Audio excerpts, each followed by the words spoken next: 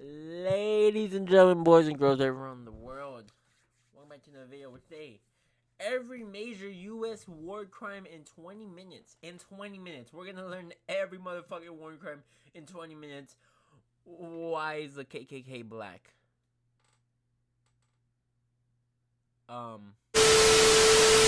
My Lai Massacre.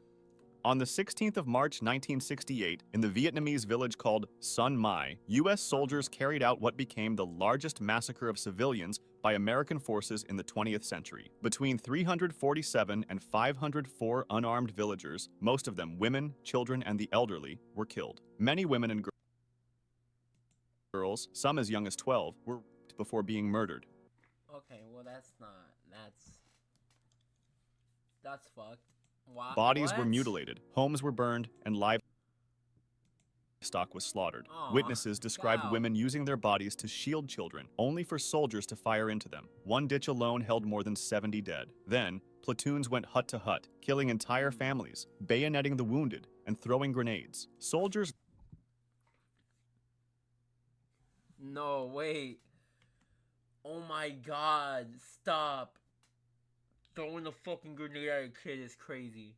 Yo, 1960. Okay, never mind. They've never played Call of Duty. But I was gonna say, they play Call of Duty, they're gonna pick that shit up and throw it back. If this was in 2000s, then they'll throw it back. Fucking Call of Duty crackheads. went hut to hut, killing entire families, bayoneting the wounded, and throwing grenades. Soldiers later testified that their orders had been to destroy everything, leave nothing, and treat anyone still there as the enemy. One That's soldier wild. intentionally shot himself in the foot to avoid taking part. A few, like Michael Bernhardt, refused to kill and later Okay. helped expose what happened. The massacre might have been even worse if not for Warrant Officer Hugh Thompson Jr. and his helicopter crew. Flying low over the village, they saw women and children being slaughtered, and at one point, Thompson landed between U.S. soldiers and terrified civilians, ordering his own gunners to fire on Americans if they kept killing. He personally evacuated survivors by helicopter, saving dozens. Yo. At first, the massacre was reported as a great W. victory, claiming that 128 Viet Cong were killed, and the unit was congratulated. Officers up the chain of command worked to hide the truth, but later on, when veterans like Ronald Ridenhour spoke out and journalist Seymour Hersh investigated, the world learned the real story. Yo. That's wild. When photographs surfaced showing women, children, and babies piled in ditches, what happened could no longer be denied. In the end, They had that shit on pictures, bro. They had Polaroid cameras on them bitches, bro. Polaroid pictures on them bitches. You cannot fake those. You cannot. 26 soldiers were charged, but only one, Lieutenant Calley, was convicted. Pause. You're saying out of all those 20 men, only one person got arrested. That's basically what they just said. He was found guilty of murdering 22 villagers and sentenced to life in prison, but he served 3.5 years under house arrest after President Nixon intervened. Medina, accused of Really? giving the orders, was acquitted. Most others escaped punishment. Survivors, many of them children at the time, carried the trauma for decades. One recalled, "Everyone in my family was killed. They threw me into a ditch full of dead bodies. I was covered with blood and brains." Haditha Massacre. Yo, like imagine like dreaming of that. Fuck that. Yeah, no. But they should all got arrested. What the fuck? All right, On the morning of November 19th. 19th, 2005, in the Okay. Iraqi town of Haditha, a roadside bomb tore through a U.S. Marine convoy. The explosion killed a Marine instantly and left 2 other Marines badly wounded. Within hours, that turned into one of the darkest chapters of the Iraq War. The Marines shot 5 unarmed men who had been ordered out of their taxi, killing them on the spot. Then, Taxi? Wait, they what the entered fuck? nearby houses. Inside were families with grandparents, parents, and children as young as 1 year old. Nonetheless, the guy with the 19 cape, civilians were killed in bro. their homes, most shot at close range in the chest or head. By the end of the day, 25 unarmed civilians were dead, with the youngest victim being just 3 years old. The Marine Corps' You gotta be like the most sickest person to like look at a kid. All right, an armed kid. To be fair, all right, even worse, an armed kid. All right, I'll get it if the kid is actively trying to kill you. Okay, I'll try to give that a pass. But like the kid's like unarmed, scared for the life, and you're just like,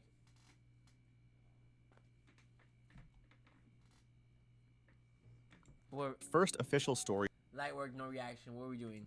was false. They claimed that 15 civilians had been killed by the roadside bomb and that 8 insurgents died in a firefight afterward. However, an Iraqi human rights worker filmed the aftermath: bullet holes in walls, bloodstains on floors, and bodies of women and children with gunshot wounds. A Time magazine reporter then began investigating and found that doctors at the local hospital confirmed that none of the bodies showed bomb injuries, but close-range gunshot wounds. A 9-year-old girl who survived said she saw her grandfather shot first in the chest and then in the head, followed by her grandmother. Investigations stretched on for years, and at first, 8 Marines were charged, but case after case collapsed. Some Marines received immunity in exchange for testimony, while others had their charges dropped. By 2008, nearly all charges were gone, and the only Marine punished was Vuceric. He admitted to negligent dereliction of duty, lost rank and pay, but avoided jail. For many Iraqis, this You gotta be fucking kidding me. What do you mean he avoided jail? He lost money. What did he lose? dereliction of duty, money lost and rank and pay, but avoided jail. But avoid jail. Like, why? For many Iraqis, this outcome was unbearable, as families who had lost multiple relatives in one morning saw 6 years of U.S. military prosecution end without a single Marine imprisoned. Survivors called it an assault on humanity. Lawyers for the victims urged international courts to take up the case. Meanwhile, the U.S. military paid $38,000 in compensation. That pisses me off. Yo. Unarmed children, 3-year-olds, only for 38 grand. That child just got born, bro. He doesn't even know what an AR is. To some families. Samar campaign.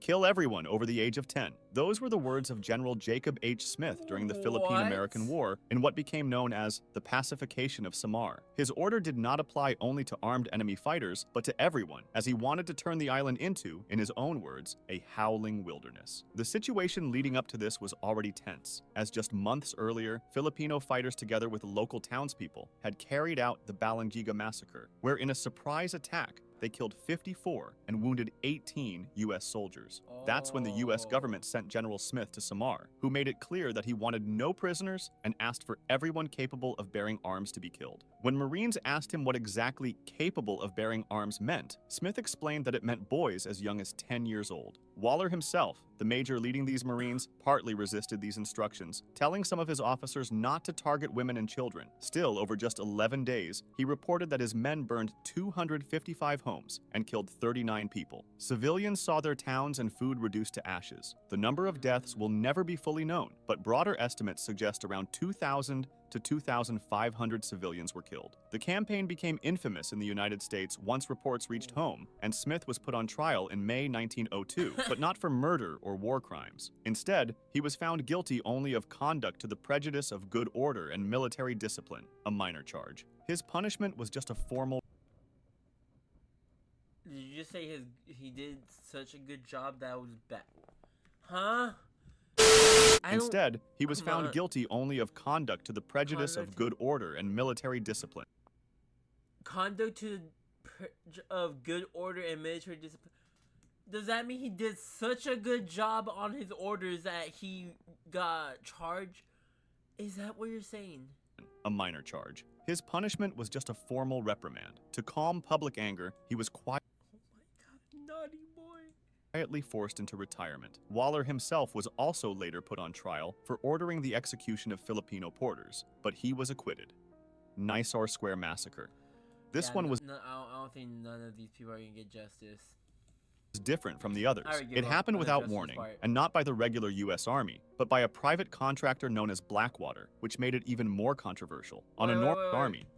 This one was different from the others. It happened without warning, and not by the regular U.S. Army, but by a private contractor known as Blackwater, which made it. So you're saying a private company, not even from the government, The massacre. Even more controversial. On a normal morning in September 2007, a Blackwater convoy drove into Nisaur Square in Baghdad to clear a route for U.S. officials. Moments later, though, out of nowhere, they opened fire on Iraqi civilians. 17 people were killed and 20 more were wounded. Some were shot while still sitting in their cars. For example, witnesses described one small Kia with a mother and her adult son inside. The son was shot in the head, and the car kept moving forward and was riddled with more bullets before a grenade set it on fire. Blackwater claimed the convoy had been ambushed and that the guards fired in self-defense, but the Iraqi government called it an unprovoked attack. The State Department admitted that innocent people had been killed, and Iraq suspended Blackwater's license to operate in its territory and demanded accountability. Several investigations began, and a U.S. military report supported Iraq's version of events, saying Blackwater was at fault. The FBI concluded that at least 14 of the 17 people killed had been shot without justification. Some Blackwater guards themselves told investigators that the shooting was wrong. One guard even kept firing after others shouted for him to stop, until another contractor aimed his weapon at him to force him to stand down. The massacre raised questions about the role of private military contractors, and Iraq demanded punishment for Blackwater and pressed for compensation. In the U.S., the House passed a bill to bring contractors under U.S. criminal law in war zones, though the Senate did not vote on it. Then, the State Department told Blackwater its security contract would not be renewed, and years later, the case reached U.S. courts. In 2014, 4 Blackwater guards were convicted in federal court. One of them was sentenced to life in prison, while the others received 30 years each under firearms laws. There were some appeals, but in the end, the man originally sentenced to life was once again given life in prison, while the other 3 had their sentences reduced to about half of what they were before. Later on, however, there was a final twist. In December 2020, President Donald Trump pardoned Oh my god. all 4 men. The decision triggered Excuse me, what? I did not know this.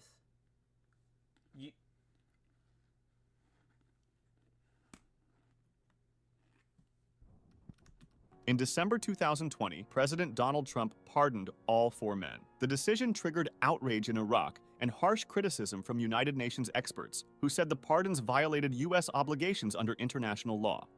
Abu Ghraib. So we're just gonna skip? Okay. Alright, well. Alright. Photos from Abu Ghraib are widely known around the world for how disturbing they look, but the background is even darker. To the public, Abu Ghraib was a normal detention and interrogation facility, but it wasn't at all. Inside, there was sexual humiliation to lengths we can't go to for obvious reasons: torture, physical abuse, and rape.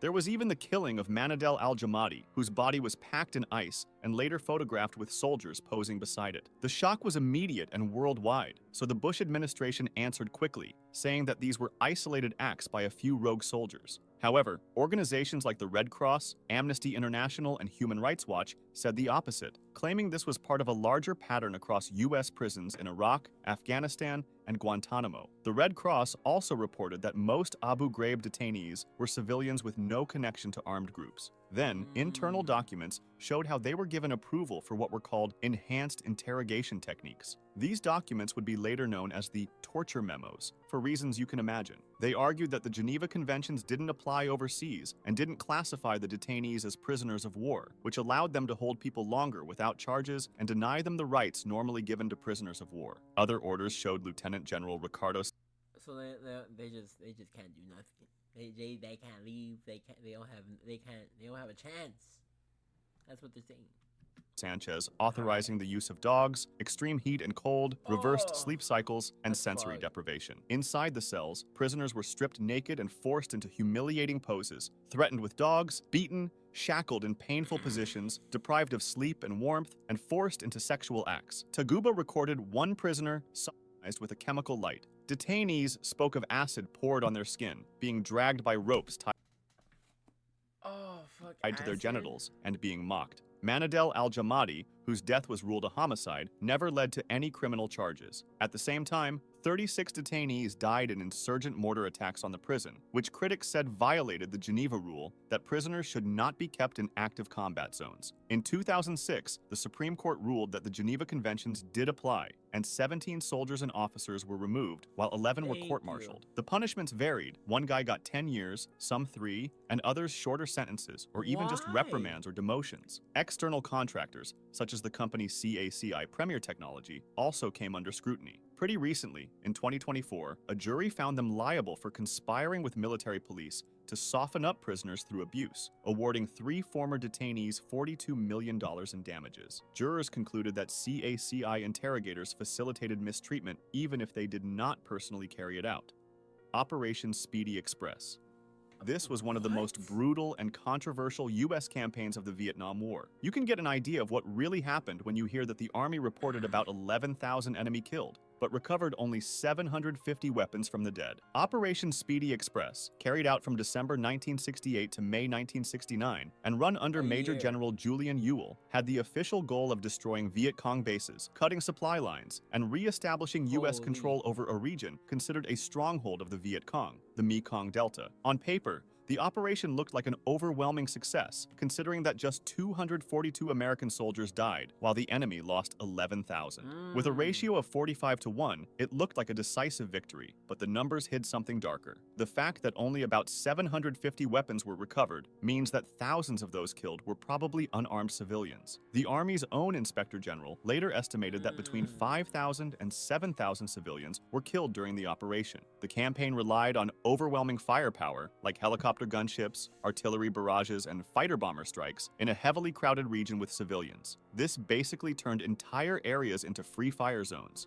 David Hackworth, a highly decorated battalion commander, admitted openly, "A lot of innocent Vietnamese civilians got slaughtered because of the Yule Hunt drive to have the highest body count in the land." Survivors and witnesses described whole villages wiped out, with civilians getting shot from the air as they tried to run. A Viet Cong commander later explained, "Most of the people killed were civilians, because civilians would run. We soldiers held our positions." Reports of atrocities began to surface in 1969, but they were overshadowed by the My Lai massacre, which we've just talked about. In 1972, Newsweek published an investigation by Kevin Buckley and Alexander Shimkin called Pacification's Deadly Price. They had interviewed villagers and studied hospital records. In one provincial hospital, they found that 3/4 of the civilian wounds treated came from U.S. firepower, not Viet Cong attacks. Their conclusion was that thousands of civilians had been killed during Speedy Express. No Gun Ri Massacre.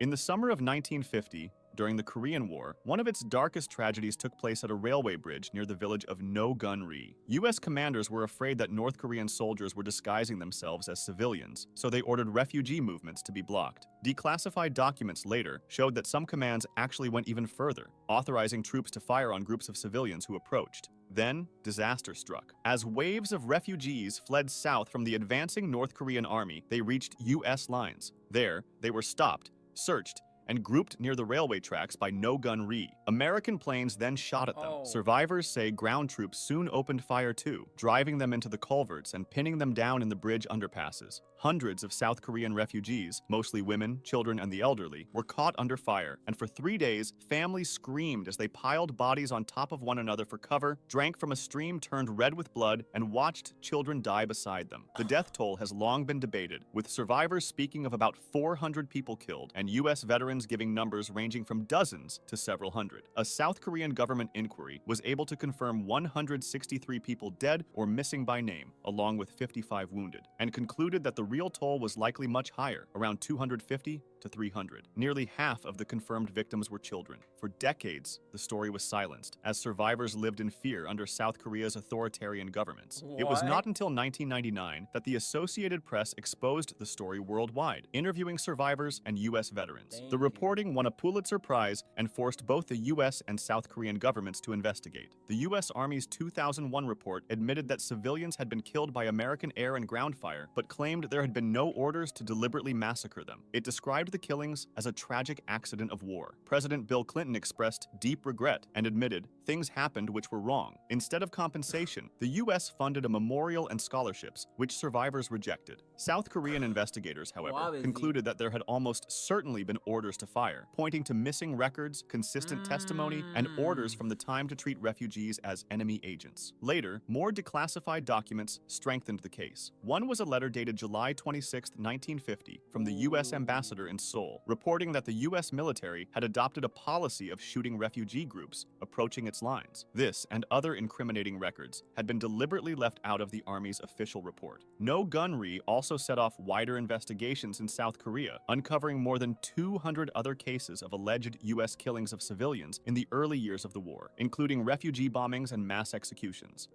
Sand Creek Massacre.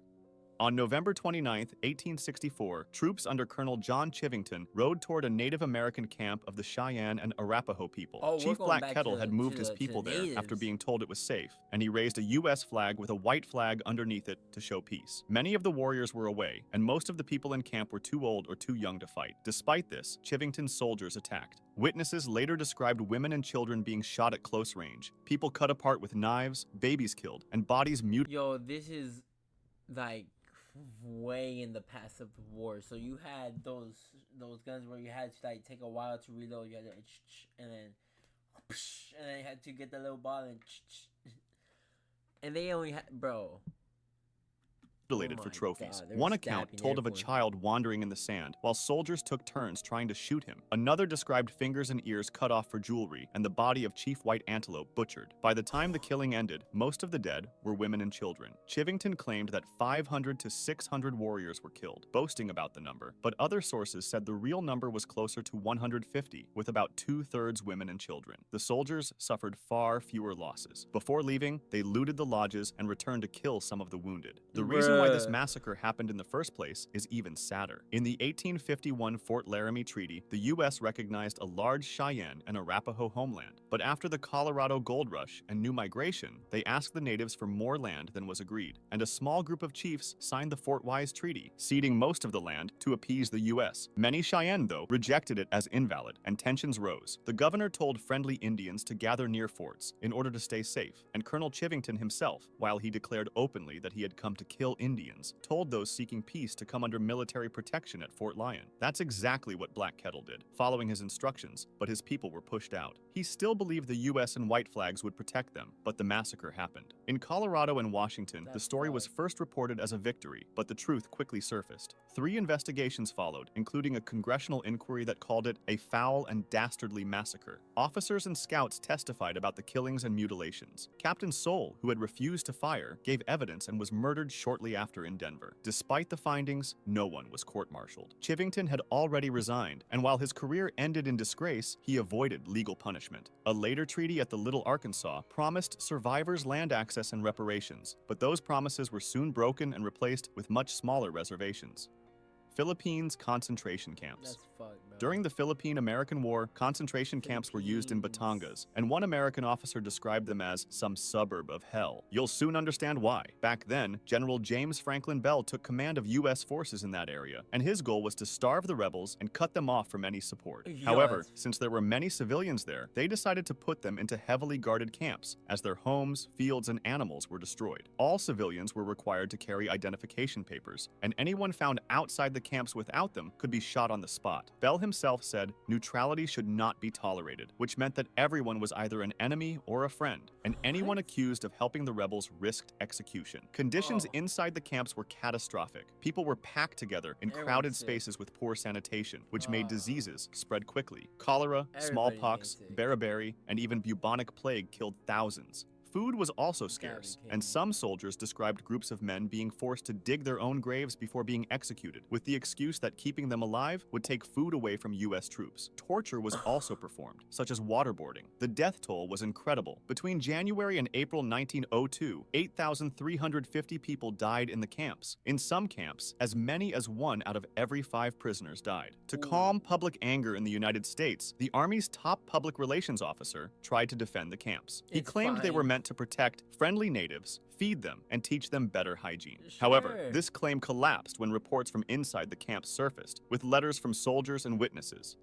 Wounded Knee Massacre. Oh Before no. sunrise at Wounded Knee Creek, cavalry surrounded the Native American band of Lakota and began collecting their guns. Okay. Tension grew as soldiers searched the people, and a deaf Lakota man named Black Coyote held onto his rifle, and during a struggle, it went off. In that instant, soldiers opened fire on the entire camp, even shit. though most Lakota men had already been disarmed. The Army's Hotchkiss guns fired into the tents where women and children were hiding. In less than an hour, more than 250 Lakota were killed or fatally wounded. 25 U.S. soldiers were also killed. Survivors thank tried to God. flee, but they were chased At and least. shot, and some soldiers finished off the wounded where they lay. A blizzard followed the massacre, and 3 days later, civilians gathered the frozen bodies and placed them in a mass grave. 4 infants were found alive, still wrapped in their mother's shawls. The Army removed Colonel Forsyth, who had led the operation, but later reinstated him. An inquiry criticized his tactics, but did not blame him. 19 Medals of Honor were then awarded for Wounded Knee. Native leaders and many others have condemned those awards for decades, but most recently, in 2025, the Defense Secretary announced the medals would not be revoked. If you want to discuss this video or suggest Alright, bro. Well, this shit just sucks. And if you guys enjoyed, like, subscribe. I'll see you guys in the next one.